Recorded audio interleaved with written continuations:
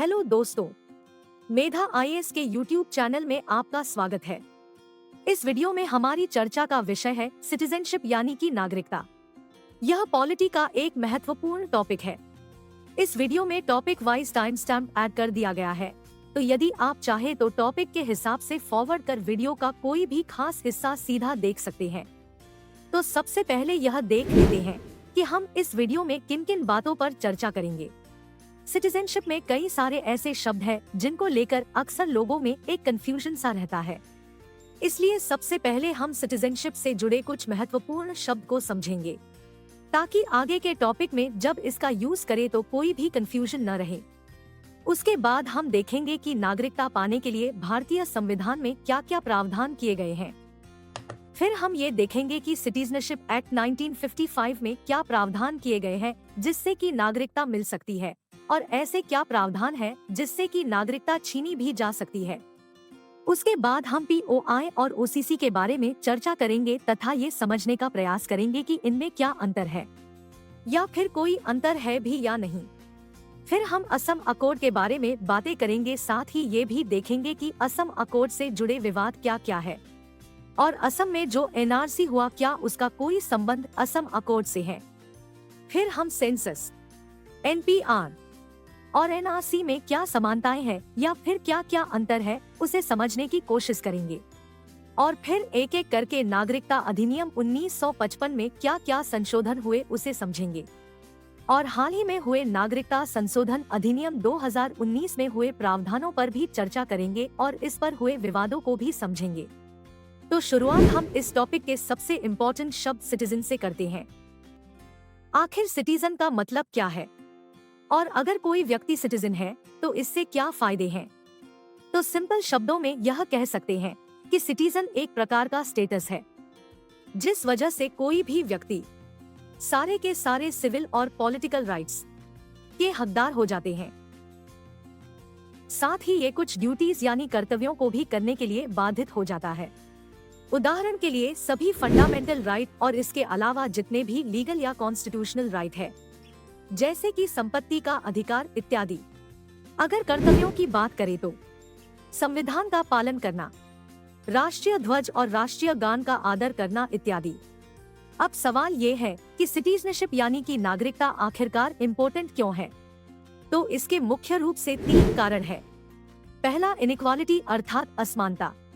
अगर आप किसी ऐसे देश में रह रहे हैं जहां आपके साथ भेदभाव हो रहा है या समान रूप से बर्ताव नहीं किया जा रहा हो, तो आप बेशक किसी ऐसे देश के नागरिक होना चाहेंगे जहां आपके साथ असमानता ना हो। दूसरा कारण है अपॉर्चुनिटीज। मान लीजिए कि आप ऐसे देश में हैं जहां पर अपॉर्चुनिटीज की कमी है, तो आप किसी दूसरे ऐसे देश में जाना चाहेंगे जहां पर संभावनाएं काफी ज्यादा है। उदाहरण के लिए अदनान सामी जो कि पाकिस्तान के नागरिक थे, उन्होंने भारत की नागरिकता को स्वीकार कर लिया क्योंकि भारत में पाकिस्तान की अपेक्षा ज्यादा अपॉर्चुनिटीज हैं। वही तीसरा कारण है परसिक्यूशन। यदि कोई व्यक्ति किसी ऐसे देश का नागरिक है जहां उसके साथ धर्म, जाति या किसी अन्य आधार पर अत्याचार हो रहा है, तो वह उस देश से निकलकर किसी दूसरे देश में जाना चाहेगा जहां ये सब ना हो। तो इन्हीं सब कारणों की वजह से नागरिकता का इतना महत्व है। अब दूसरा शब्द है फॉरेनर या एलियन। विदेशी या एलियन का मतलब है कि वह किसी दूसरे देश के नागरिक है, मगर अभी फिलहाल वह अपने देश में न रहकर किसी और देश में रह रहे हैं। विदेशी या एलियन वैसे लोगों को भी कहा जाता है जो फिलहाल किसी भी देश के नागरिक नहीं है। इस प्रकार के विदेशियों को सारे सिविल और पॉलिटिकल राइट उपलब्ध नहीं है। साथ ही यह किसी भी प्रकार के मौलिक कर्तव्य को निभाने के लिए भी बाधित नहीं है। उदाहरण के लिए संविधान का आर्टिकल 15 जो कि किसी भी प्रकार के भेदभाव करने से रोकता है, विदेशियों के लिए उपलब्ध नहीं है।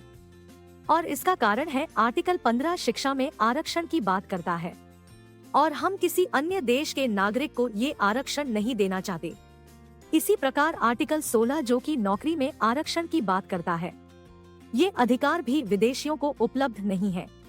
इसके अलावा आर्टिकल 19, 29 और 30 भी विदेशियों को प्राप्त नहीं है। साथ ही संविधान के अन्य अधिकार जैसे कि वोट देने का अधिकार या लोकसभा और विधानसभा में चुनाव लड़ने का अधिकार, या फिर राष्ट्रपति, उपराष्ट्रपति, अटॉर्नी जनरल आदि जैसे संवैधानिक पद पर नियुक्ति का अधिकार भी विदेशियों को नहीं दिया गया है। अब है कि विदेशियों के कितने प्रकार हैं और इनका वर्गीकरण कैसे किया गया है। तो सबसे पहला प्रकार है लीगल फॉरेनर। इसके अंतर्गत ऐसे विदेशी जिसके पास कोई वैलिड वीसा हो या यहाँ काम करने के लिए एक वैलिड वर्क परमिट या किसी खास तरह का डॉक्यूमेंट हो जिसे भारत सरकार से मान्यता प्राप्त हो। उदाहरण के लिए नेपाल या भूटान से भारत आने वाले किसी भी व्यक्ति को वीजा आदि की जरूरत नहीं होती है, उन्हें बस भारत नेपाल सीमा पर एक परमिट लेना पड़ता है। इसी प्रकार अगर किसी के पास ओसीसी कार्ड हो तो भी वह लीगल माना जाएगा। विदेशी नागरिकों का दूसरा प्रकार है इलीगल फॉरेनर या गैरकानूनी विदेशी। ऐसे विदेशी जिनके पास कोई डॉक्यूमेंट नहीं है या उनका वीजा एक्सपायर हो चुका है तो उसे इलीगल फॉरेनर्स कहते हैं। जैसे कि आतंकवादी। विदेशी नागरिकों का तीसरा प्रकार है रिफ्यूजी। रिफ्यूजी ऐसे लोगों को कहा जाता है जो गैरकानूनी तरीके से भारत में दाखिल हो गए हैं, मतलब कि उनके पास किसी भी प्रकार का कोई वैलिड डॉक्यूमेंट नहीं है, लेकिन फिर भी उन्हें भारत सरकार ने भारत में रहने की अनुमति दे दी है तो उसे रिफ्यूजी का स्टेटस मिल जाता है। उदाहरण के लिए तिब्बत के दलाई लामा जो कि चीन के वजह से भारत में दाखिल हुए, फिर भारत सरकार ने उन्हें रिफ्यूजी का स्टेटस दे दिया और वो अभी उत्तराखंड में रह रहे हैं। तीसरा महत्वपूर्ण शब्द है रेसिडेंट या निवासी। ऐसे सभी लोग जो कि देश में इस वक्त रह रहे हैं उसे रेसिडेंट या निवासी कहा जाता है। इस फोटो के माध्यम से अगर समझने का प्रयास करें तो सिटीजन और विदेशी दोनों को मिलाकर जो जनसंख्या अभी देश में रह रही है उन सभी को रेसिडेंट या निवासी कहा जा सकता है। अभी कुछ समय पहले हमने स्टेटलेस का जिक्र किया, तो चलिए समझते हैं कि स्टेटलेस किसे कहा जाता है। दुनिया भर में ऐसे बहुत सारे लोग हैं जो किसी भी देश के नागरिक नहीं हैं। ऐसे सभी लोगों को स्टेटलेस कहा जाता है। इसका उदाहरण है रोहिंग्या के मुसलमान। एक समय पर यह बर्मा के निवासी हुआ करते थे, लेकिन 1982 में बर्मा सिटीजनशिप एक्ट के बाद रोहिंग्या मुसलमान स्टेटलेस हो गए और फिलहाल ये किसी भी देश के नागरिक में नहीं गिने जाते। ऐसे लोगों के लिए किसी भी प्रकार की सुविधाएं उपलब्ध नहीं होती है। ये हमेशा किसी न किसी देश पर आश्रित होते हैं। तो फिलहाल हमने सिटीजनशिप से जुड़े हुए सारे महत्वपूर्ण शब्द को एक एक करके समझ लिया। कुछ और भी शब्द है जो आगे आएंगे, उनके बारे में चर्चा भी हम आगे ही करेंगे। अभी हमने यह सीखा कि नागरिकता एक बहुत ही महत्वपूर्ण स्टेटस है। अब फिर सवाल यह उठता है कि नागरिकता मिलेगी कैसे। तो इसके लिए हमारे देश में दो तरीके हैं, एक संविधान के माध्यम से और दूसरा सिटीजनशिप एक्ट यानी नागरिकता अधिनियम 1955 के माध्यम से। तो एक एक करके हम पहले कॉन्स्टिट्यूशन में लिखे नियमों को समझेंगे, उसके बाद सिटीजनशिप एक्ट 1955 के नियमों को भी देखेंगे। हमारे संविधान का आर्टिकल 5 से लेकर आर्टिकल 8 तक नागरिकता देने की बात करता है। उदाहरण के लिए आर्टिकल 5 वैसे लोगों को नागरिकता देने की बात करता है जो भारत के डोमिसाइल है। डोमिसाइल क्या है इसे हम विस्तार में आगे समझेंगे। वहीं आर्टिकल 6 ऐसे लोगों को नागरिकता देने की बात करता है जो पहले तो पाकिस्तान में रहते थे लेकिन बाद में पाकिस्तान छोड़कर भारत आ गए।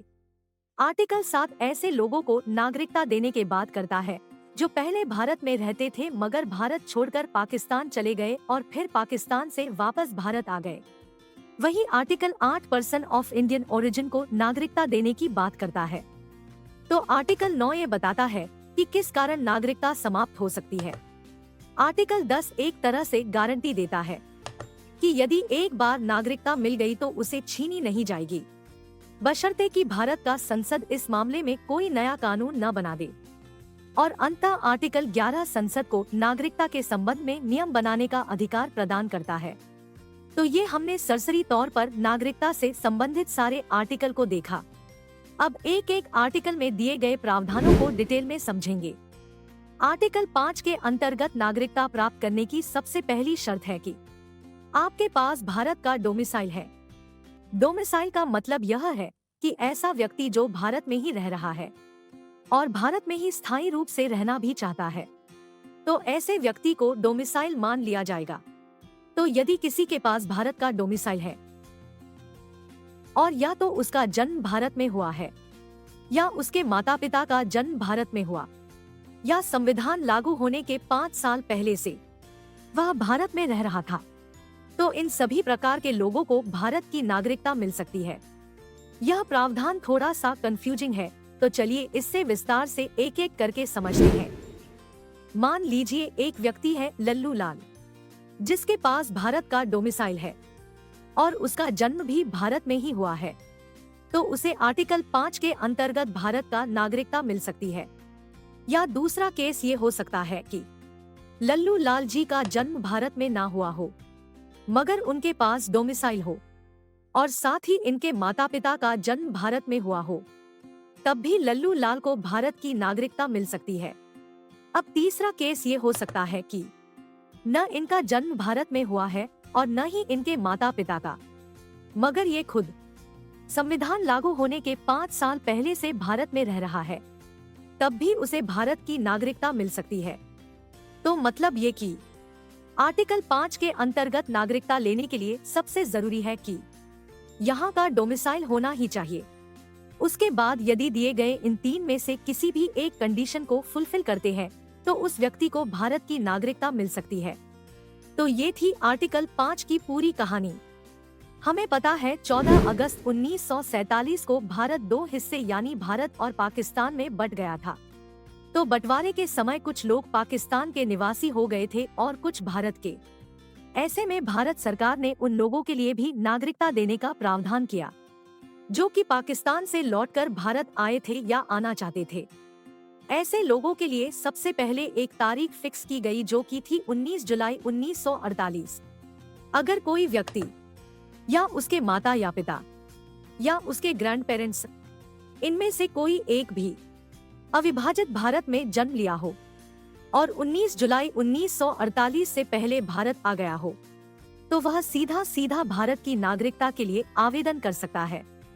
मगर यदि ऐसा कोई भी व्यक्ति 19 जुलाई 1948 के बाद पाकिस्तान से भारत आया हो, तो उसे नागरिकता के लिए आवेदन देने से पहले कम से कम 6 महीने तक भारत में रहना पड़ेगा, तभी जाकर वो आवेदन कर सकता है। तो इस प्रकार आर्टिकल 6 ऐसे व्यक्तियों को नागरिकता देने की बात करता है जो पाकिस्तान से भारत लौटे थे। आर्टिकल 7 ऐसे लोगों को नागरिकता देने की बात करता है जो कंफ्यूज है या समझ नहीं पा रहे कि रहे तो रहे कहाँ। मतलब 1 मार्च 1947 के बाद वो पाकिस्तान चले गए, फिर किसी कारणवश पाकिस्तान से लौटकर भारत आ गए, तो इन लोगों के लिए भी एक प्रावधान किया गया कि ऐसे व्यक्तियों को कम से कम 6 महीने तक भारत में रहना पड़ेगा, तभी जाकर वो आवेदन कर सकता है। अब आर्टिकल 8 में ऐसा प्रावधान है कि अगर कोई व्यक्ति या उसके माता या पिता या उसके ग्रैंड पेरेंट्स इनमें से कोई एक भी भारत के बाहर जन्म लिया हो, मगर साथ ही ये व्यक्ति भारत सरकार के किसी भी डिप्लोमेटिक रिप्रेजेंटेटिव के पास अपना रजिस्ट्रेशन करवा लिया हो, तो ऐसे व्यक्ति को आर्टिकल 8 के अंतर्गत नागरिकता प्राप्त हो सकता है। वहीं आर्टिकल 9 ये बताता है कि यहाँ दोहरी नागरिकता का प्रावधान नहीं है। मतलब कि कोई भी व्यक्ति जैसे ही किसी और देश के नागरिकता को स्वीकार करता है, भारत में उसकी नागरिकता अपने आप समाप्त हो जाएगी। अभी यदि आर्टिकल 10 की बात करें तो यह प्रत्येक व्यक्ति को नागरिकता की गारंटी प्रदान करता है। मतलब ये कि यदि किसी ने एक बार नागरिकता प्राप्त कर लिया तो वो हमेशा के लिए नागरिक रहेगा, बशर्ते कि भारत की संसद ने नागरिकता खत्म करने के कोई प्रावधान नहीं बनाए हो।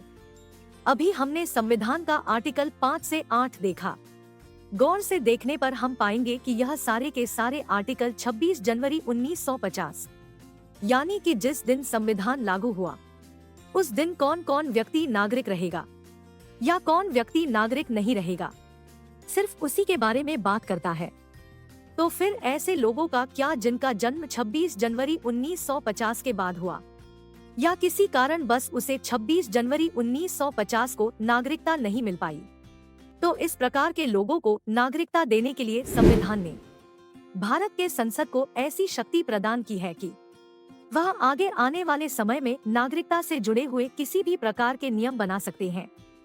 इसी की व्याख्या आर्टिकल 11 करता है और इसी आर्टिकल के तहत दी हुई शक्ति का प्रयोग करते हुए संसद ने 1955 में नागरिकता अधिनियम या सिटीजनशिप एक्ट पारित किया, जिसके अंतर्गत नागरिकता पाने के 5 प्रावधान किए गए, जैसे कि जन्म के आधार पर, वंश के आधार पर, रजिस्ट्रेशन के माध्यम से, नेचुरलाइजेशन के माध्यम से, और यदि भविष्य में सरकार किसी भूमि को भारत का हिस्सा बनाती है तो उस भूमि पर रह रहे सभी लोग को भी नागरिक मान लिया जाएगा। साथ ही इस एक्ट में नागरिकता खत्म करने के 3 प्रावधान भी किए गए। पहला रिनंसिएशन, दूसरा टर्मिनेशन और तीसरा डेप्रिवेशन। सिटीजनशिप एक्ट 1955 के अंतर्गत सेक्शन 3 में सिटीजनशिप बाय बर्थ का प्रावधान किया गया है, यानी कि जन्म के आधार पर नागरिकता देने की बात की गई है। जिस तरीके से संविधान में आर्टिकल होते हैं, उसी प्रकार एक्ट में सेक्शनस होते हैं।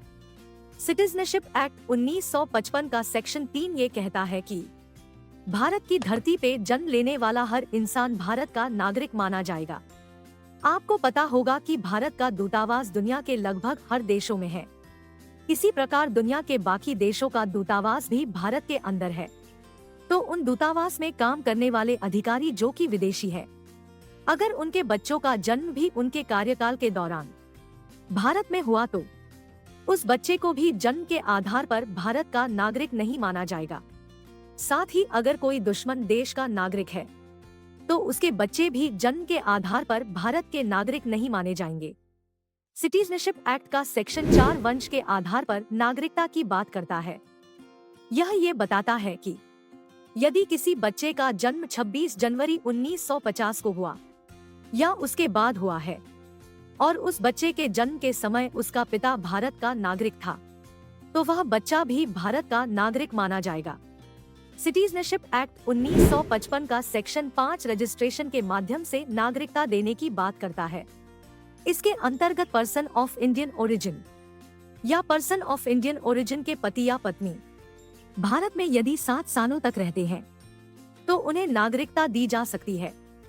पर्सन ऑफ इंडियन ओरिजिन का मतलब यह है कि ऐसा कोई भी व्यक्ति जो कभी भारतीय रहा है या उस व्यक्ति का कोई भी पूर्वज कभी भारतीय रहा हो, लेकिन अभी वह भारत का नागरिक नहीं है।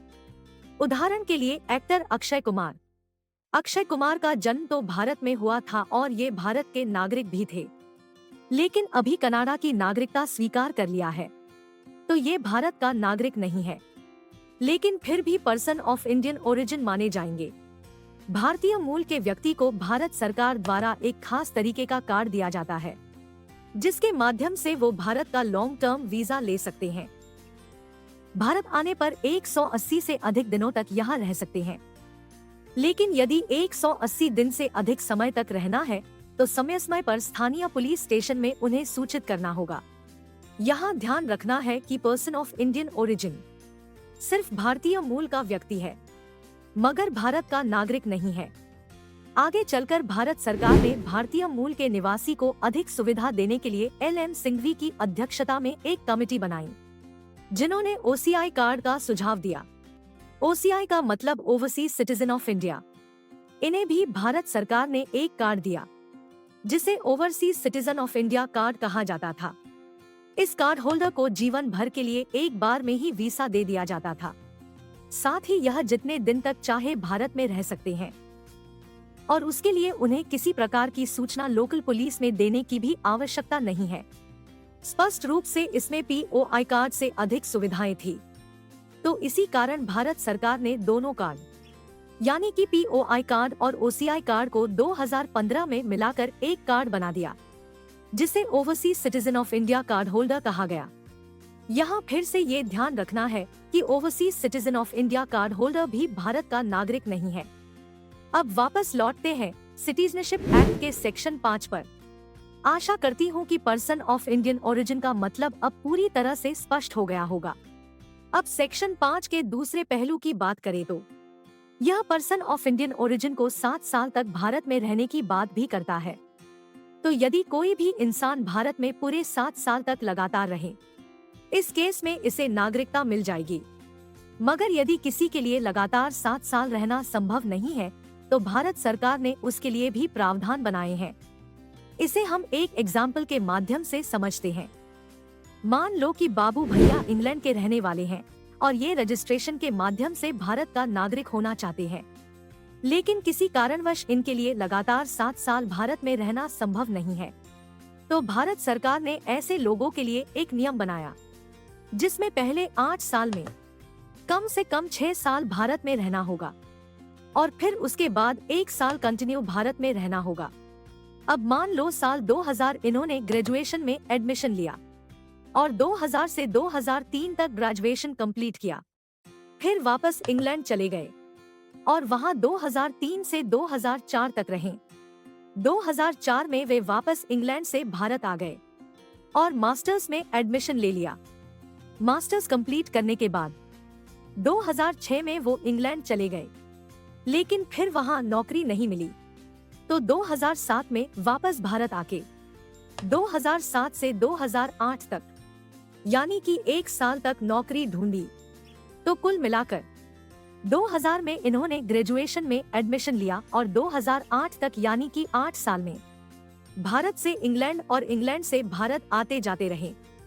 लेकिन इन्होंने ग्रेजुएशन करते समय 2000 से लेकर 2003 तक यानी कि 3 साल, मास्टर्स करते समय 2004 से लेकर 2006 तक यानी कि 2 साल और जॉब सर्च के समय 2007 से लेकर 2008 तक यानी कि 1 साल, कुल मिलाकर 6 साल यह भारत में रह चुके हैं। उसके बाद इनको जॉब मिल गई और 2008 से लेकर 2009 तक यह जॉब करते रहे और 2008 से 2009 के बीच में एक बार भी वापस इंग्लैंड नहीं गए। तो पूरा का पूरा 1 साल ये भारत में ही रहे। तो कुल मिला के 6 साल पढ़ाई लिखाई और जॉब सर्च में और 1 साल नौकरी के कारण इनका 7 साल 2009 में कंप्लीट हुआ। तो इसका मतलब कि 2009 में ये रजिस्ट्रेशन के माध्यम से नागरिकता के लिए आवेदन दे सकते हैं। तो इस प्रकार हमने सिटीजनशिप एक्ट 1955 के सेक्शन 5 यानी कि रजिस्ट्रेशन के माध्यम से नागरिकता पाने के नियमों को एक एक करके विस्तार से समझा। अब आगे बढ़ते हैं और सिटीजनशिप एक्ट के अगले सेक्शन यानी कि सेक्शन 6 के नियमों को समझने का प्रयास करते हैं। अभी तक हमने सेक्शन 3 से सेक्शन 5 देखा। सारे के सारे नियम इस बात पर आधारित है कि व्यक्ति जो कि भारत का नागरिक होना चाहता है, उसका संबंध किसी न किसी प्रकार से भारत से रहा हो। उदाहरण के लिए सेक्शन 3 जन्म के आधार पर, सेक्शन 4 वंश के आधार पर और section 5 person of Indian origin के आधार पर नागरिकता देने की बात करता है। लेकिन उन लोगों का क्या जिनका कोई भी संबंध भारत से कभी रहा ही नहीं। उदाहरण के लिए अमेरिका में बैठा हुआ कोई ऐसा व्यक्ति जिसका दूर दूर तक कोई भी रिश्ता भारत से नहीं है, मतलब ना उनका जन्म यहाँ हुआ है, न ही उनके माता पिता भारत से है और न ही कोई पूर्वज भारत से नाता रखते हैं। तो ऐसे लोगों को नागरिकता कैसे दिया जाए? इसी तरह के सिचुएशन से निपटने के लिए सिटीजनशिप एक्ट का सेक्शन 6 बनाया गया, जो कि नेचुरलाइजेशन के माध्यम से नागरिकता की बात करता है। इसमें मूल रूप से 2 तरीके हैं। पहला, खास या महत्वपूर्ण तरह के लोग के लिए।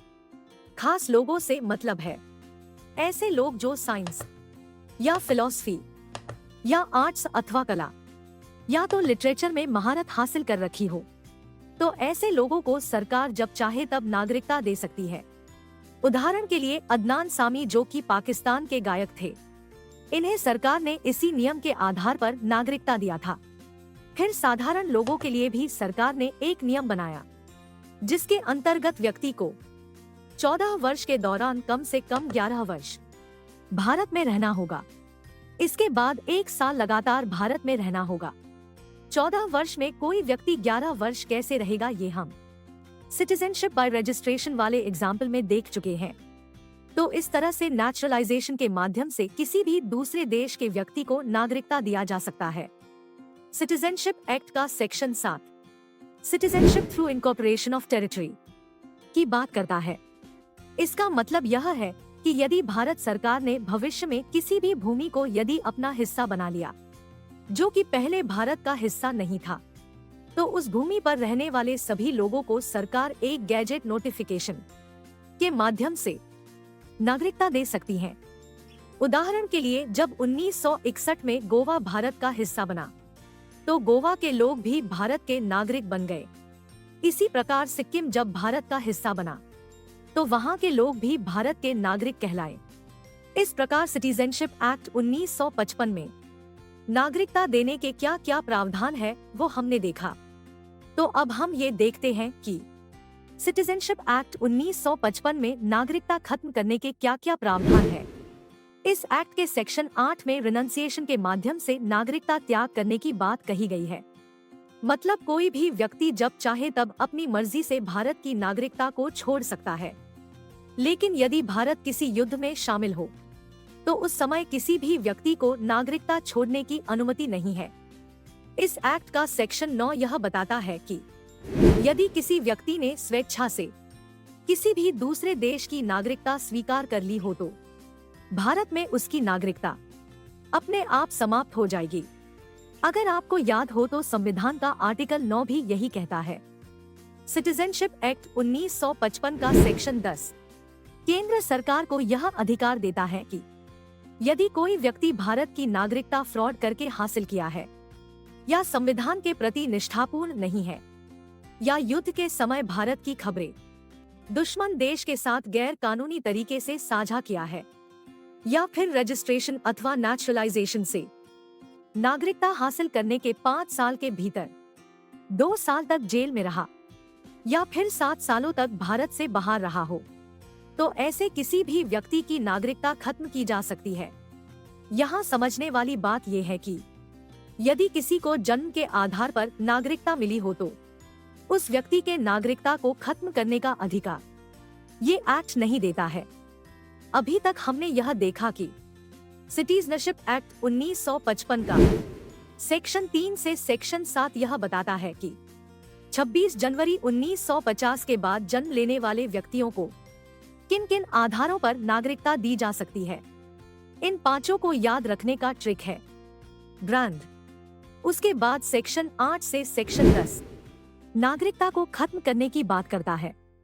आप में से कुछ लोगों को यह लग रहा होगा कि जन्म के आधार पर और वंश के आधार पर जो नियम हमने पढ़ा वो सही नहीं है, मगर यह सच नहीं है। नागरिकता अधिनियम 1955 के अंतर्गत जन्म तथा वंश के आधार पर इन्हीं नियमों की व्याख्या की गई है। इसके बाद आगे चलकर 1986 और 1992 में नागरिकता अधिनियम में कुछ संशोधन किए गए, जिसमें जन्म के आधार पर कुछ नए नियमों को जोड़ा गया। साथ ही वंश के आधार वाले नियमों में भी कुछ बदलाव किए गए, जिसको हम विस्तार से समझेंगे और इसके पीछे के कारण को भी जानेंगे। तो सिटीजनशिप एक्ट 1955 में अब तक 9 बार संशोधन किया जा चुका है, जिसमें प्रमुख है citizenship amendment act 1985, citizenship amendment act 1986, citizenship amendment act 1992, citizenship amendment act 2003, citizenship amendment act 2019। तो एक एक करके इन सभी को समझते हैं। सबसे पहला मुख्य संशोधन 1985 में हुआ, लेकिन इसको समझने से पहले ये समझना होगा कि आखिर ये संशोधन किया क्यों गया। इसके पीछे के कारण को समझने के लिए हमें असम का इतिहास जानना होगा। 1826 में जब एंग्लो बर्मा युद्ध हुआ, तब अंग्रेजों ने असम और मणिपुर को बर्मा से ले लिया था। चूँकि असम प्राकृतिक संसाधनों से भरा पड़ा है, इसलिए चाय और तेल का खनन करने के लिए अंग्रेज बहुत सारे लोगों को बंगाल से असम ले गए, जिसमें अधिकांश मुस्लिम थे। 1931 के सेंसस में ये पाया गया कि बंगाली मुस्लिम असम में मेजोरिटी हो गए और असम की जो मूल आबादी थी वो अल्पसंख्यक हो गए। 1947 में जब भारत आजाद हुआ और नेहरू जी प्रधानमंत्री बने, तो उन्होंने इस समस्या को समझा और 1951 में पहली बार असम में एनआरसी करवाया। इनका मकसद बस ये समझना था कि असम के मूल निवासी असम में कितने बचे हैं, इसलिए इन्होंने एनआरसी तो करवाया मगर किसी को बताया नहीं, और ये शांतिपूर्ण तरीके से समाप्त हो गया। बाद में जब नेहरू जी की मृत्यु हुई तो 1964 में लाल बहादुर शास्त्री प्रधानमंत्री बने। इन्होंने असम की इस समस्या का समाधान करने के लिए फॉरेनर्स एक्ट 1946 के अंतर्गत कुछ रूल्स बनाए। इसके अंतर्गत कुछ ट्राइब्यूनल्स बनाए गए जिसका काम था कि असम से फॉरेनर्स की पहचान करना और वापस उसके देश भेजना। मगर अगले ही साल 1965 में भारत पाकिस्तान के बीच युद्ध की शुरुआत हो गई, जिस वजह से ईस्ट पाकिस्तान, जो कि अभी बांग्लादेश है, से बहुत सारे लोग असम में आकर बस गए। इसी युद्ध का समाधान निकालते निकालते ताशकंद में शास्त्री जी की मृत्यु हो जाती है। इसी क्रम में ईस्ट पाकिस्तान, जहां मूल रूप से बंगला बोलने वाले मुसलमान रहते थे, और वेस्ट पाकिस्तान, जहां की मुख्य भाषा उर्दू थी, दोनों के बीच भाषा को लेकर विवाद होता रहता था। 25 मार्च 1971 में जब ईस्ट पाकिस्तान के लोगों ने मुजिबर रहमान को अपना नेता मानकर ईस्ट पाकिस्तान को नया राष्ट्र बनाने की घोषणा की, तो वेस्ट पाकिस्तान के सेना ने इस विद्रोह को दबाने के लिए एक ऑपरेशन चलाया, जिसे ऑपरेशन सर्च लाइट नाम दिया गया। इस ऑपरेशन में लगभग 30 लाख बंगाली मुसलमान का कत्ल कर दिया गया, जिस कारण ईस्ट पाकिस्तान से बहुत सारे लोग भागकर असम में आ गए। उस समय भारत की प्रधानमंत्री थी श्रीमती इंदिरा गांधी। इन्होंने इस समस्या से बचने के लिए ईस्ट पाकिस्तान का साथ दिया और भारत पाकिस्तान के बीच एक बार फिर युद्ध की शुरुआत हुई, जिसमें अंततः पाकिस्तान की हार हुई और पाकिस्तान 2 टुकड़ों में बंट गया। 16 दिसंबर 1971 को ईस्ट पाकिस्तान को आजादी मिली और एक नया देश बना बांग्लादेश। यहाँ ऑपरेशन सर्च लाइट की तारीख 25 मार्च 1971 को याद रखना है, क्योंकि इस तारीख का जिक्र आगे बार बार आएगा। बांग्लादेश की आजादी के बाद वहाँ के प्रधानमंत्री बने मुजिबर रहमान। मुजिबर रहमान और इंदिरा गांधी के बीच एक समझौता हुआ, जिसमें ये माना गया कि 25 मार्च 1971 के बाद आने वाले सभी लोगों को बांग्लादेश वापस लेगा। इसी क्रम में असम के एक लोकल पार्टी स्टूडेंट्स यूनियन ने असम में बसे हुए बाहरी लोग को असम से बाहर निकालने के लिए एक आंदोलन भी शुरू किया। ऑल असम स्टूडेंट्स यूनियन की मांग थी कि नेहरू जी ने जो 1951 में एनआरसी करवाया था, उसके आधार पर जो भी लोग उस एनआरसी का हिस्सा नहीं है, उसे असम से बाहर निकाला जाए। लेकिन इंदिरा गांधी ने मुजिबर रहमान के साथ मिलकर ये फैसला किया था कि 25 मार्च 1971 के बाद आने वाले लोगों को ही वापस भेजा जाएगा। इंदिरा गांधी सरकार और ऑल असम स्टूडेंट्स यूनियन के बीच इस मामले को लेकर कई बार बातचीत हुई, मगर फिर भी इसका कोई हल नहीं निकल सका और अंततः 1984 में इंदिरा गांधी की मृत्यु हो गई। उसके बाद राजीव गांधी ने इस मुद्दे का हल निकालने का प्रयास किया और वो सफल भी हुए। उन्होंने इस समस्या के लिए एक समझौता किया, जिसे असम अकॉर्ड नाम दिया गया। असम की समस्या में मुख्य विवाद तारीख को लेकर था, जहां ऑल असम स्टूडेंट्स यूनियन 1951 में हुई एनआरसी को लेकर मांग कर रहे थे। वहीं इंदिरा गांधी 25 मार्च 1971 की तारीख के पक्ष में थी। राजीव गांधी ने बीच का रास्ता निकाला और एक तारीख चुना, 1 जनवरी 1966।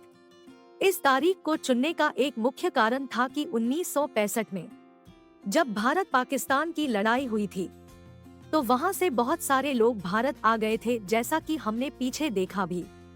इसलिए ये कहा गया कि 1 जनवरी 1966 के बाद जितने भी लोग असम में आए हैं, उन सबको भारत का नागरिक मान लिया जाएगा।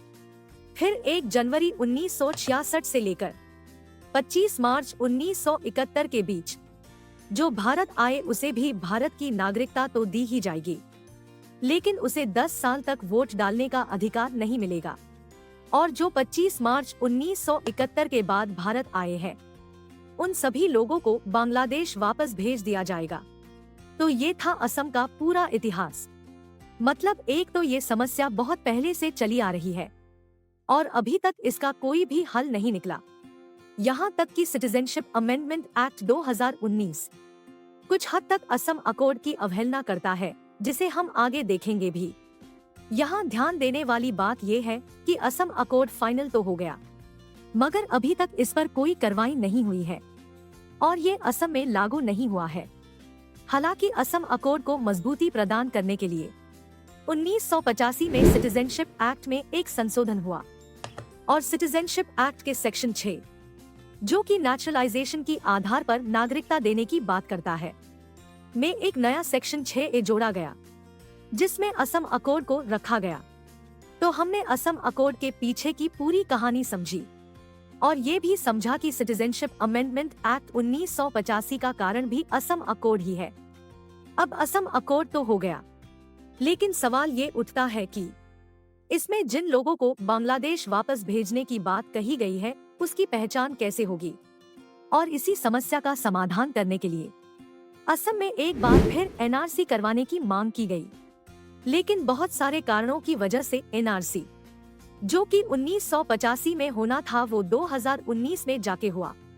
तो एनआरसी पर विस्तार में चर्चा हम जब 2019 में पहुंचेंगे तब करेंगे।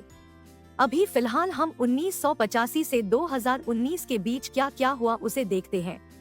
तो 1985 में जब असम अकॉर्ड हुआ और ऐसे लोग जो कि नागरिक नहीं हैं, उनको वापस भेजने की बात कही गई, उसी समय भारत एक नए समस्या से भी जूझ रहा था। आपको याद होगा सिटीजनशिप एक्ट 1955 में हमने पढ़ा था कि कोई भी बच्चा जो भारत की धरती पर जन्म लेता है उसे भारत का नागरिक मान लिया जाता था।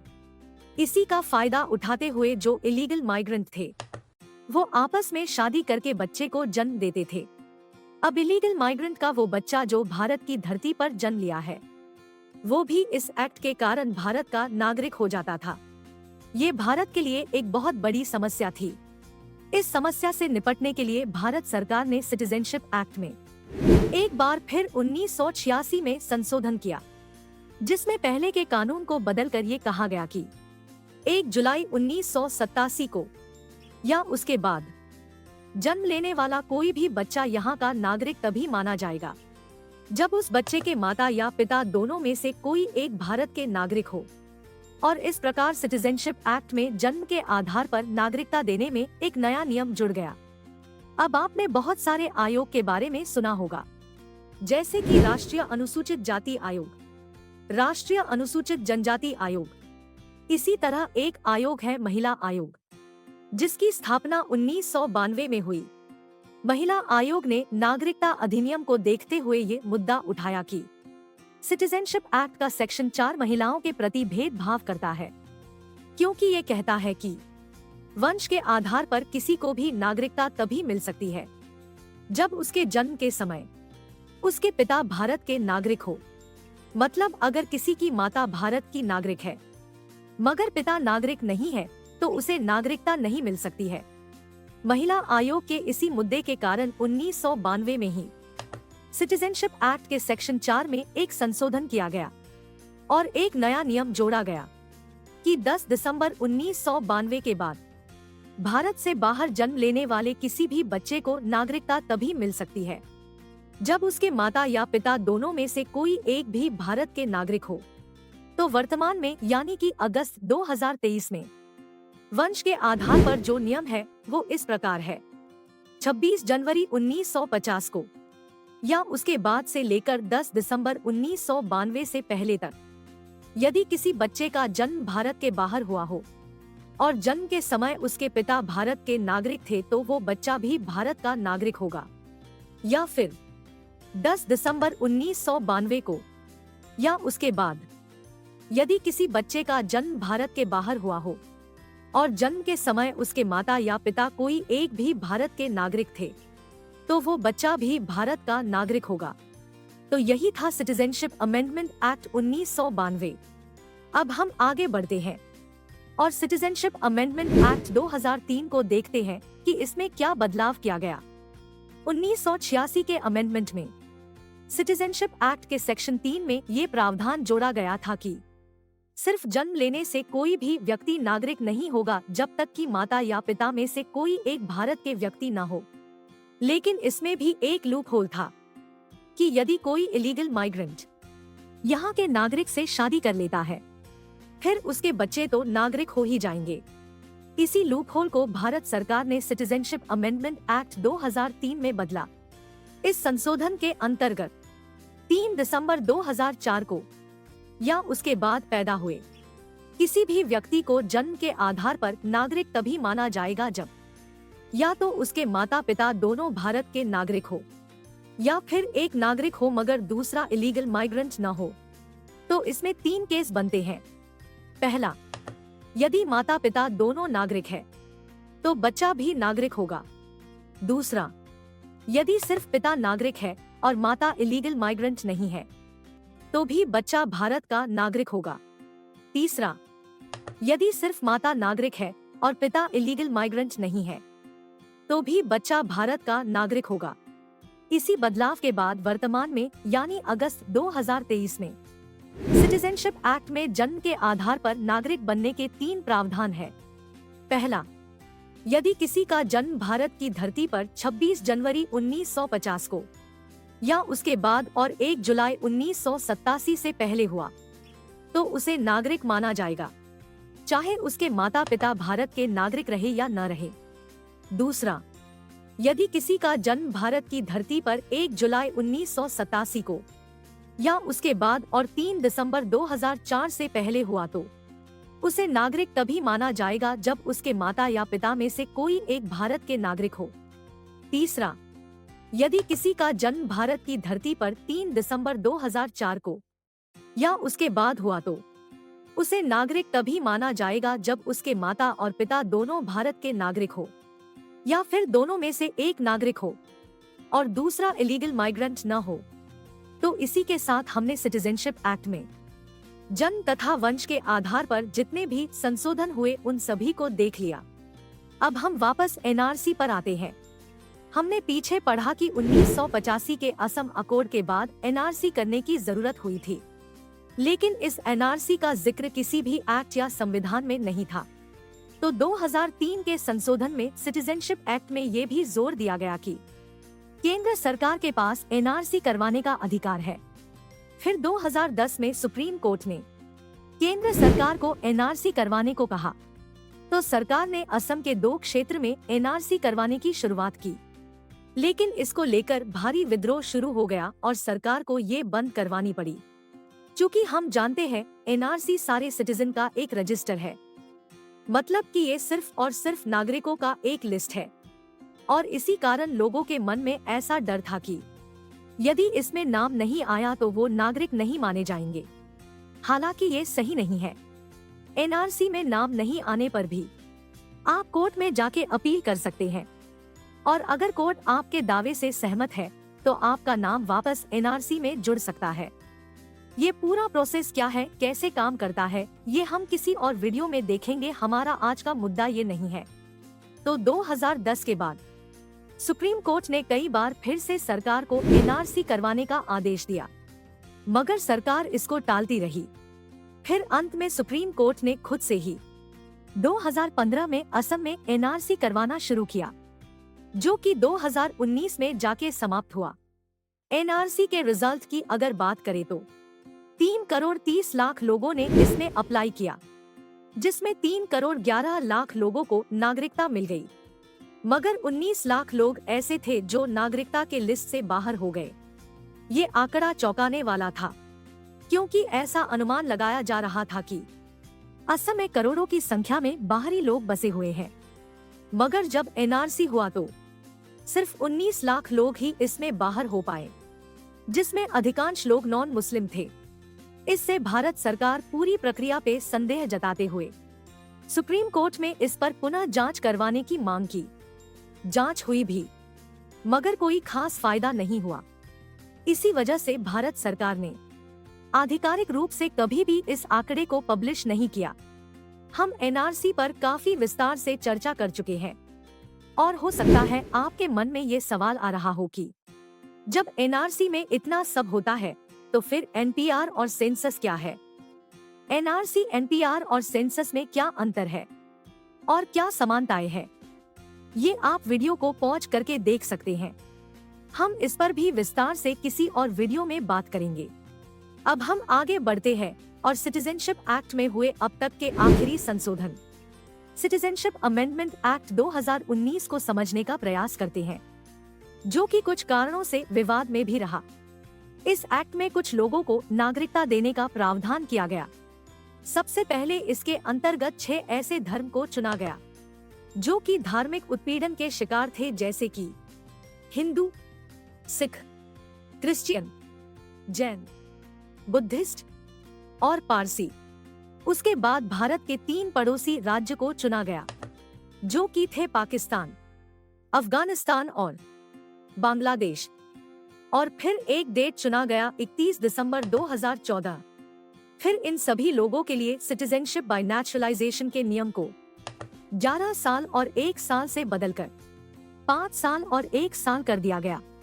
मतलब कि पाकिस्तान, अफगानिस्तान और बांग्लादेश के पीड़ित हिंदू, सिख, क्रिश्चियन, जैन, बुद्धिस्ट और पारसी, जो कि 31 दिसंबर 2014 से पहले भारत आ चुके हैं, उन्हें 1 जनवरी 2020 को भारत की नागरिकता दे दी जाएगी। अब अधिकांश लोग चूंकि नॉर्थ ईस्ट के राज्यों में बसे थे और जिन्हें नागरिकता मिलती वो लोग वहां के नागरिक हो जाते, तो ये हो सकता था कि नॉर्थ ईस्ट के जनजातीय समाज पर इसका प्रभाव ठीक न रहे और वो लोग विद्रोह करने पर आ जाए।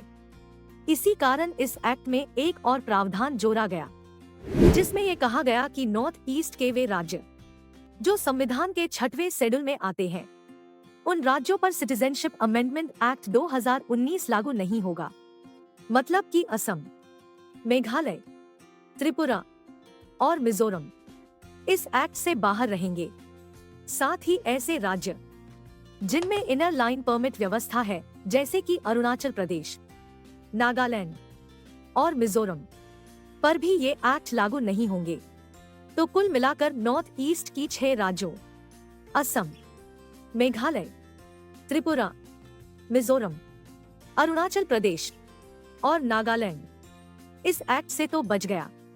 लेकिन चूंकि 2019 से पहले मणिपुर न तो 6वें शेड्यूल के अंतर्गत आता था और न ही इस पर इनर लाइन परमिट व्यवस्था थी, तो मणिपुर को इस एक्ट से बाहर रखने के लिए इस राज्य में भी इनर लाइन परमिट लागू कर दिया गया।